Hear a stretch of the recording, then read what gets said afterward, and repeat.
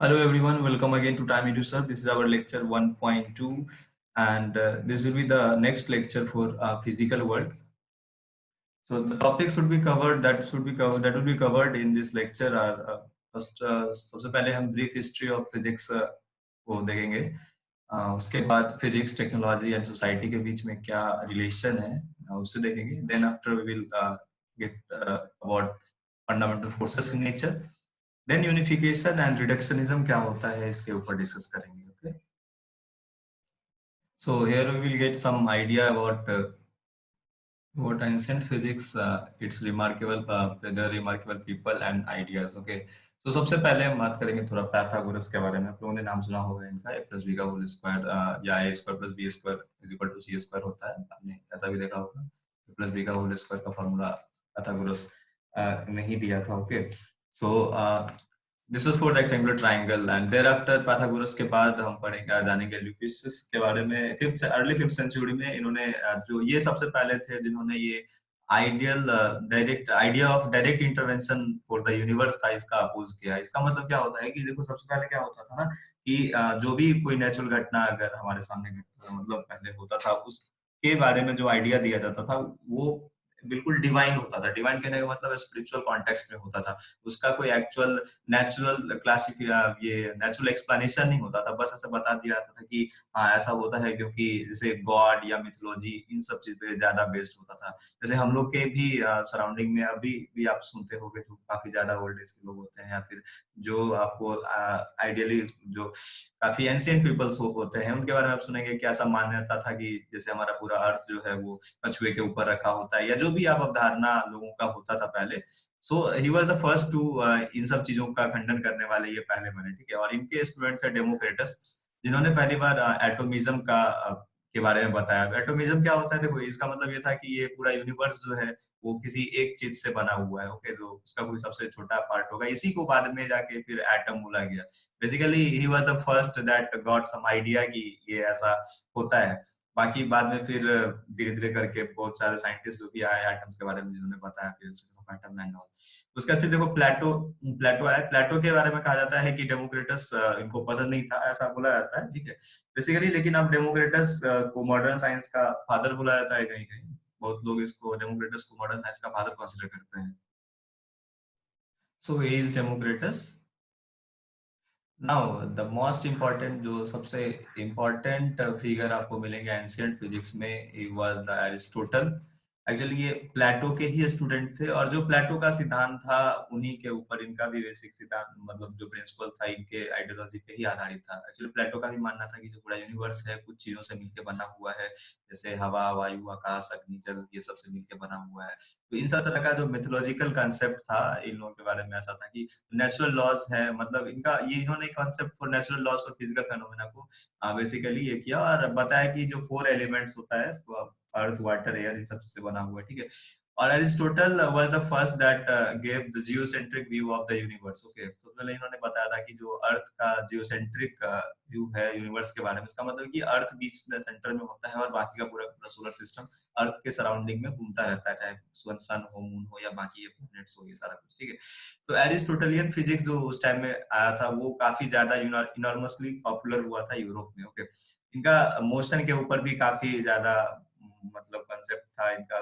इन्होंने ये बताया था कि देखो कोई भी चीज अगर मूव करता है तो उसके लिए एक ऐसा एक इन्फ्लुएंस का जरूरत पड़ेगा. मतलब फोर्स का बेसिक आइडिया सबसे पहले अरिस्टोटल ने ही दिया था. इनका कहना था कि कोई भी चीज अगर मूव करता है तो देयर इज नेसेसरी समथिंग कोई इन्फ्लुएंस होना जरूरी है, फोर्स उसमें लगना जरूरी है. तो यूनिफॉर्म मोशन के लिए इनका कंसेप्ट जो था वो फेल हो गया था. मतलब बाद में ये चीज गैलीलियो और न्यूटन गैलीलियो के टाइम में आके ये चीज पता चला है कि एग्जैक्टली अरिस्टोटलियन फिजिक्स जो था वो काफी गलत था.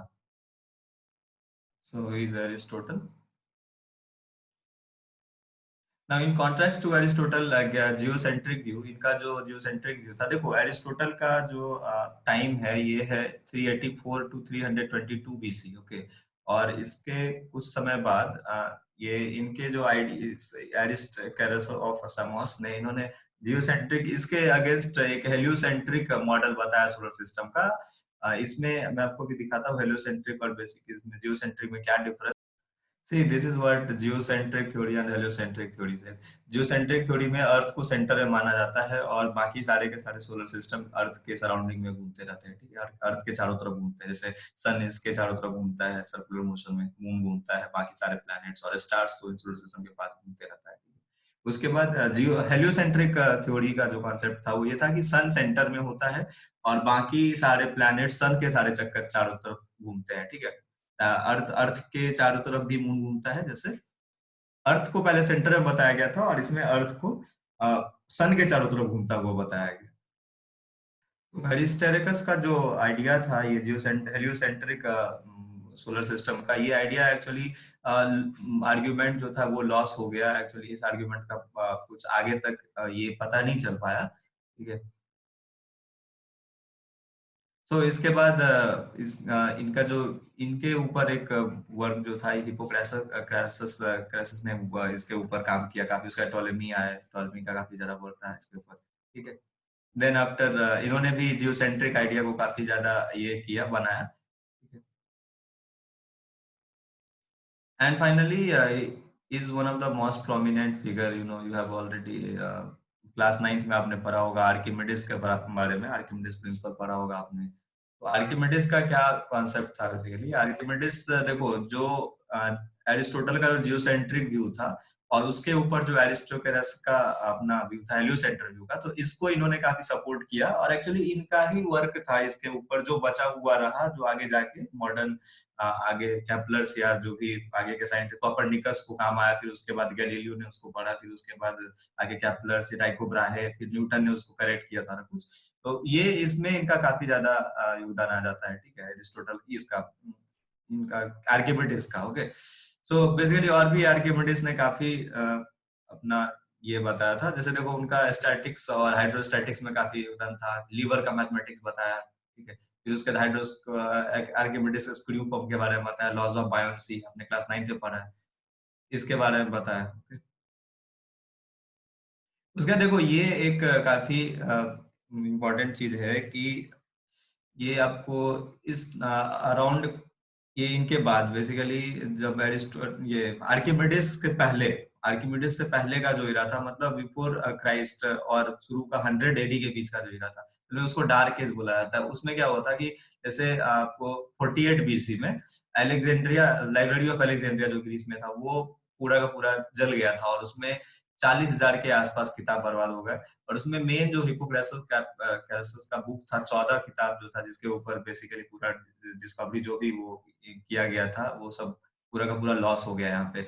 और यही चीज इंडिया में भी हुआ था, आपने सुना होगा नालंदा यूनिवर्सिटी का जो था वो खत्म हुआ सारा कुछ, तो उसमें भी हम लोग का भी जितना था वो सब खत्म हो गया। वो तो बाद में आके काफी हुआ है, लेकिन उस टाइम में, उस टाइम का भी जो जितना डाटा जिस जिस कंट्री में, जैसे अरेबिक साइंटिस्ट ने जो भी कवर किया वो सब रिकवर नहीं हो पाया, ठीक है। इंडिया और चाइना का जो भी था वो नहीं हो पाया बेसिकली। फिर उसका हिंदू न्यूमरल सिस्टम 0129 0 से लेके 9 तक का ये जो डाटा था ये काफी कम आया आगे तक।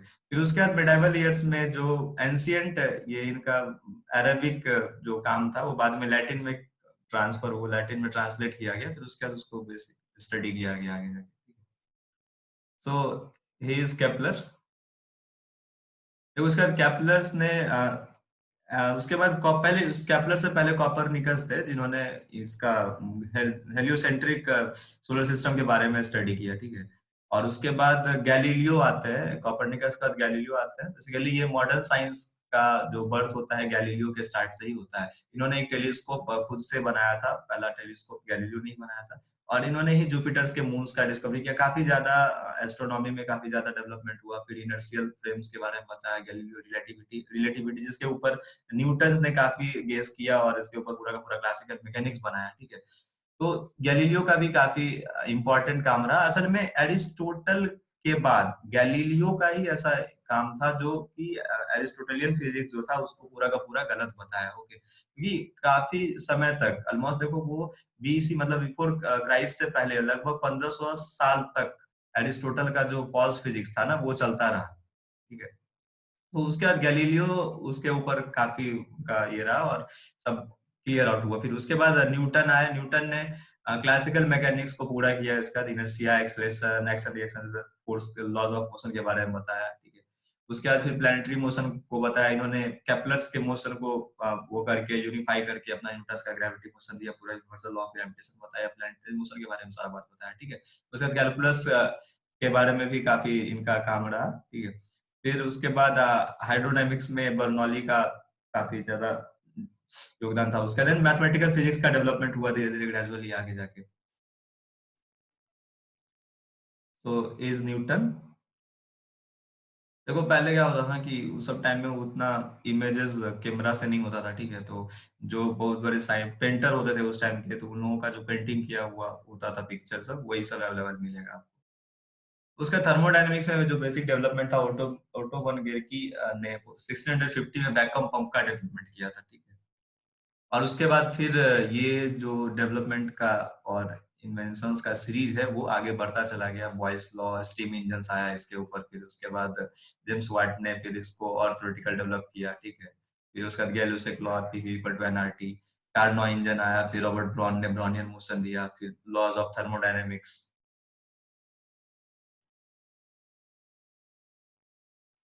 उसके बाद फिर इलेक्ट्रोडायनामिक्स में अगर बात करें तो जेम्स क्लर्क मैक्सवेल आता है। उसका देखो एरिस्टोटल का जो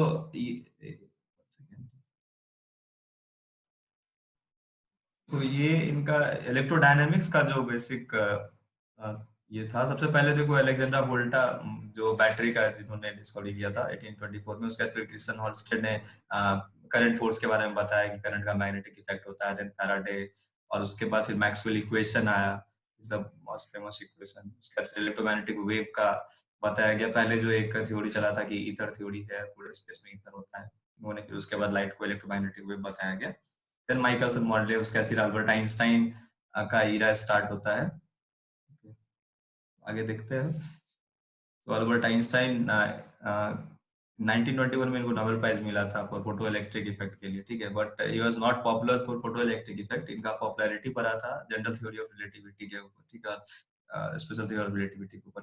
तो मॉडर्न फिजिक्स का जो जन्म होता है वो स्टार्ट होता है आपको 1895 में एक्सरे की शुरुआत से। उसके बाद बैकरल ने नेचुरल रिलेटिविटी के बारे में बताया। देन जे जे थॉमसन 1897 में इलेक्ट्रॉन्स का डिस्कवरी करते हैं, फिर आइसोटोप्स का पता चलता है धीरे धीरे करके। फिर मैरी क्यूरी और प्यूरी क्यूरी ने रेडियोएक्टिव एलिमेंट्स जैसे रेडियम और पोलोनियम का डिस्कवरी किया था। मैरी क्यूरी के बारे में आपने सुना होगा, ये साइंटिस्ट जिनको फिजिक्स और केमिस्ट्री दोनों में नोबेल प्राइज मिला था, ठीक है। फिर उसके अल्बर्ट आइंस्टाइन 1905 में काफी बड़ा काम था इनका स्पेशल थ्योरी ऑफ रिलेटिविटी के ऊपर, ठीक है। बेसिकली इन्होंने मूविंग बॉडीज का इलेक्ट्रोडायनामिक्स बताया उसमें। फिर उसके बाद the most famous equation E is equal to mc square. उसका फिर रदरफोर्ड का एटॉमिक स्ट्रक्चर के ऊपर एक्सपेरिमेंट आया, और यहाँ से फिर क्वांटम फिजिक्स का जो है ना स्टार्ट हो जाता है। ये मैरी क्यूरी है। क्वांटम मैकेनिक्स का फिर इसके बाद काम स्टार्ट होता है, ठीक है। सबसे पहले Max Planck father of quantum mechanics कहा जाता है। उसका बोर मॉडल आता है, फिर हाइजेनबर्ग पिक्चर, श्रोडिंगर पिक्चर, ये मॉडर्न फिजिक्स, ये क्वांटम मैकेनिक्स का जो है स्टार्टिंग फाउंडिंग फादर्स थे। और इसके बाद अभी इसके बाद आगे तक तो फिर उसका quantum field theory, quantum electrodynamics, quantum chromodynamics, फिर स्टैंडर्ड मॉडल आया पार्टिकल्स का 1975 में। बाद में पहले तो आप लोग मतलब एटम के अंदर में आपको 3 पार्टिकल जानते थे ना, कि proton, neutron, electron, but not ऐसा नहीं होता है कि कोई भी जो पार्टिकल्स, उसको जब आप स्टैंडर्ड फंडामेंटल पार्टिकल्स के बारे में जानेंगे, स्टैंडर्ड मॉडल के पार्टिकल फिजिक्स के बारे में, तो उसमें पता चलेगा कि 27 के आसपास पार्टिकल्स होते हैं जो पूरा ये बना। फिर उससे भी छोटा अभी और थ्योरी आगे डेवलपमेंट है। तो कुल मिला के क्वांटम मैकेनिक्स अभी भी यंग एज में ही, अभी इसमें और काफी ज्यादा डेवलपमेंट होना बाकी है।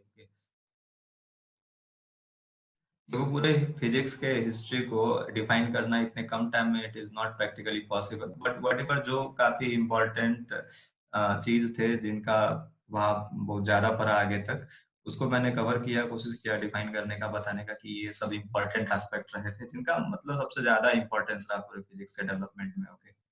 बट बहुत सारे नाम ऐसे हैं जो छूट गए होंगे, so that doesn't bother, okay. So हम बात करते हैं अब आगे की फिजिक्स, टेक्नोलॉजी और सोसाइटी के बीच में क्या रिलेशन है।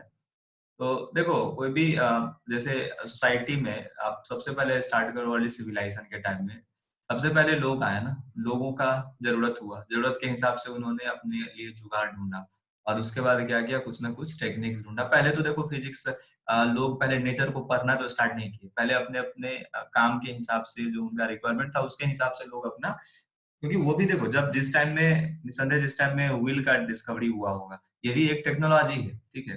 तो लोगों के नीड से टेक्नोलॉजी का इन्वेंशन होता है। और फिजिक्स क्या करता है? फिजिक्स आपको लॉज या फिर नेचर में छुपे हुए सीक्रेट्स को लेके आता है सामने में, और उसके बाद हम उसको यूज करते हैं अपने टेक्नोलॉजी को बनाने में। जैसे आप समझे, जो भी फिजिक्स हम पढ़ते हैं, माइक्रोस्कोपिकल मैक्रोस्कोपिकल डोमेन जो फिजिक्स का होता है उसमें, जैसे सबसे पहले आपने ये basic length mass time energy को जाना, और जब एनर्जी सबको जाना फिर उसके बाद जैसे स्टीम इंजन का डिस्कवरी जब हुआ, उसके बाद इसका जो इम्पोर्टेंस स्कोप था वो सबसे ज्यादा कहाँ हुआ? इंडस्ट्रियल रिवॉल्यूशन में। तो ये लोग थे जो इन सारे टेक्नोलॉजी, इन सारे प्रिंसिपल्स को, जो स्टीम इंजन जिस प्रिंसिपल पे काम किया, जैसे बॉयज लॉ, चार्ल्स लॉ, जो थर्मोडायनेमिक्स का डेवलपमेंट हुआ, ठीक है, इन सारे चीज का लोगों ने अपने अकॉर्डिंग, अपने यूज, अपने नीड के अकॉर्डिंग उसका यूज किया और अपने सोसाइटी को डेवलप किया। जैसे इंडस्ट्रियल रिवॉल्यूशन के बाद सब कुछ काफी ज्यादा चेंज हो गया। यहाँ से फिर मॉडर्न एज का, मॉडर्न सिविलाइजेशन का जो है शुरुआत होता है। ठीक है, जैसे देखो एक और सबसे बड़ा जो अभी का जो हम लोग का अभी का जो टाइम है वो बेसिकली सिलिकॉन रिवॉल्यूशन हम उसको कहते हैं। कि फिजिक्स ने सिलिकॉन के बारे में बताया कि सिलिकॉन कितना इंपॉर्टेंट चीज है, और उसके बाद फिर इंटरनेट कम्युनिकेशन के बाद इलेक्ट्रॉनिक्स में इतना बड़ा रिवॉल्यूशन हुआ कि ये ओल्ड एज से हम इतना जल्दी न्यू डेज में शिफ्ट कर पाए। ओके, तो इसके बाद बात करते हैं हम फंडामेंटल फोर्सेस इन नेचर के बारे में। ठीक है, देखो चार फंडामेंटल फोर्सेस होता है। वैसे फोर्सेस के बारे में हमने अभी तक क्या पढ़ा है कि कोई भी पुश या पुल जो होता है वो फोर्स होता है, but it is not as only कि बस पुश और पुल ही फोर्स होता है। ये हमारा बेसिक सेंस है, ये हमारा इंट्यूशन है, जिससे एरिस्टोटल ने अपना इंट्यूशन दिया था, बट बाद में वो फेलियर हो गया कि बहुत कुछ को वो एक्सप्लेन नहीं कर पाए। ठीक है, जैसे हर एक चीज का अपना लिमिट होता है। जैसे न्यूटन्स का जो लॉज है, जो उनका काम है, वो पूरा का पूरा ग्रेविटी के ऊपर बेस्ड है। बट न्यूटन्स लॉ, अगर चीज को आप बहुत ज्यादा फास्ट कर दो, इतना फास्ट कर दो कि वो स्पीड ऑफ लाइट के आसपास पहुंच जाए, तो वहां पे फिर आपको न्यूटन्स लॉ काम नहीं करता। अगर कोई भी चीज का वॉल्यूम या मास उसका एकदम इतना छोटा कर दो, इतना छोटा कर दो कि इलेक्ट्रॉन के आसपास आप पहुंच जाओ, तो फिर वहां पे भी आपको सब एटॉमिक पार्टिकल पे भी ग्रेविटी काम नहीं करता। तो क्लासिकल मैकेनिक्स का अपना एक लिमिटेशन है। क्लासिकल मैकेनिक्स कुछ क्षेत्र में कुछ जगह तक काम करेगा और उसके बाद आपको काम नहीं करेगा। तो ये ग्रेविटेशन का अपना लिमिट है। आपने ग्रेविटेशन के बारे में पढ़ा होगा। ग्रेविटी बेसिकली दो मास के बीच में लगने वाला फोर्स होता है। ठीक है, फोर्स Gm1m2/r²। ये पूरा का पूरा यूनिवर्स, जो भी मैक्रोस्कोपिकल वर्ल्ड है ना, जितना बड़ा हम देखते हैं, उन सारी चीजों को गवर्न करता है ग्रेविटेशन। ओके, उसके बाद फिर बात करते हैं इलेक्ट्रोमैग्नेटिज्म के बारे में। जब हम चार्ज के बारे में बात करते हैं, प्रोटॉन्स इलेक्ट्रॉन्स के बारे में बात करते हैं, इलेक्ट्रॉन इलेक्ट्रॉन्स का रिपल्सन जो होता है, या फिर आप देखेंगे कोई चार्ज एक दूसरे के चार्ज चार्ज के साथ इंटरेक्शन करता है, इलेक्ट्रोस्टैटिक्स या इलेक्ट्रोडायनेमिक्स, करंट का होना, ये सारा का सारा बेस किस पे है? इलेक्ट्रोमैग्नेटिज्म के बेस पे। ये फोर्स इलेक्ट्रोमैग्नेटिज्म के ऊपर है। ठीक है, जैसे मैग्नेट के बीच का रिपल्सन या अट्रैक्शन आप देखते हो। मान लो नॉर्थ पोल साउथ पोल में, या साउथ साउथ क्या करता है? रिपेल करता है, या नॉर्थ साउथ अट्रैक्ट करता है। जो भी मैग्नेट के बीच में जो अपना फोर्स का बिहेवियर होता है, these are basically combined electromagnetic force. ठीक है, ये इलेक्ट्रोमैग्नेटिक फोर्स बोलते हैं इसे। उसके बाद फिर आता है strong nuclear force. Basically strong और वीक न्यूक्लियर फोर्स, इन दोनों को कंबाइंड न्यूक्लियर फोर्स हम कहते हैं। ठीक है, क्योंकि ये एटम के अंदर में होता है, ये माइक्रोस्कोपिकल फोर्स हो गया। ठीक है, ये सब मैक्रो, ये तो मैक्रो, और ये भी बेसिकली माइक्रो ही है, लेकिन इसको मैक्रो वर्ल्ड में भी हम देख सकते हैं। इसका रेंज भी होता है काफी, लेकिन इन सब फोर्स का रेंज काफी छोटा है। फर्मी ऑर्डर में ये सब फोर्स काम करते हैं। ठीक है, तो स्ट्रॉन्ग इंटरेक्शन क्या होता है, या स्ट्रॉन्ग न्यूक्लियर फोर्स क्या होता है? देखो, प्रोटॉन्स प्रोटॉन्स के बीच में जो फोर्स काम करता है, यानी प्रोटॉन्स को जो बाइंड करके रखता है फोर्स, जो फोर्स प्रोटॉन्स को बाइंड करके रखता है।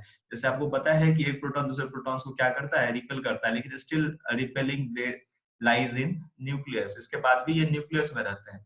ऐसा इसलिए हो पाता है क्योंकि इसके ऊपर एक फोर्स काम करता है, strong nuclear force. That's why they lie inside the nucleus. Okay, उसके बाद फिर एक और वीक इंटरेक्शन फोर्स है, जिसे हम लोग ये कहते हैं वीक वीक न्यूक्लियर फोर्स कहते हैं। बेसिकली जब बीटा डीके वगैरह होता है, उसमें ये फोर्स का काम आता है। ठीक है, तो हम इन सब सारे फोर्सेस को बहुत ज्यादा डिटेल में स्टडी नहीं करेंगे, आगे जाके आप पढ़ेंगे। बेसिकली पूरा जब आप जो 11th का जो चैप्टर्स पढ़ेंगे, वो पूरा का पूरा मास ग्रेविटी सब उसमें पढ़ेंगे आप, बाकी फोर्स तो पढ़ेंगे।